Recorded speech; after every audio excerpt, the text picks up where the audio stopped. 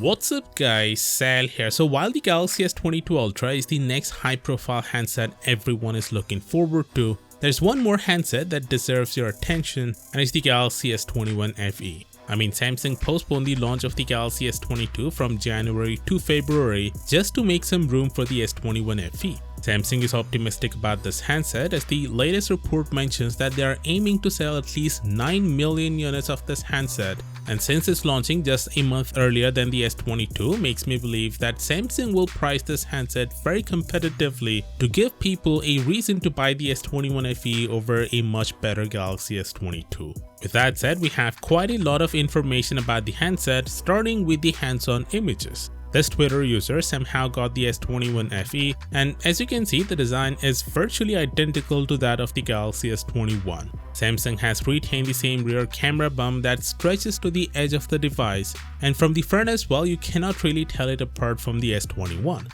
Unlike last year's FE though, the S21 FE neither has a headphone jack nor a microSD card slot, so it's not really a fan edition handset in my opinion. Speaking of the headphone jack, Samsung has begun removing the headphone jack from their mid-range devices as well, as upcoming Galaxy A53, A33 and A73 and more will not have a headphone jack.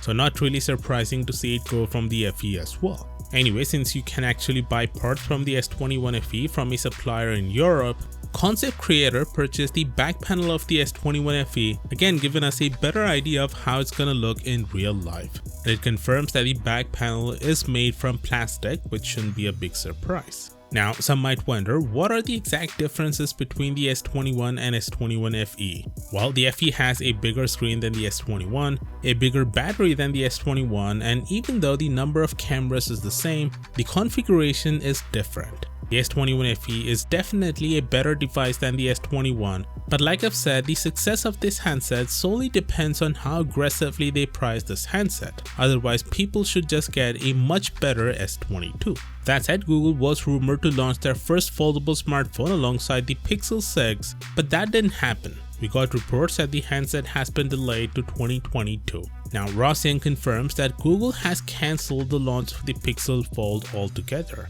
Apparently, Google doesn't think the device is competitive enough to go head-to-head with Samsung's Galaxy Z series of phones. The cost was another concern. Even with inferior hardware, the price was way more than Z Fold 3, and that's the reason for the cancellation, which sucks to be honest, as the foldable segment would have benefited a lot by the inclusion of a giant like Google.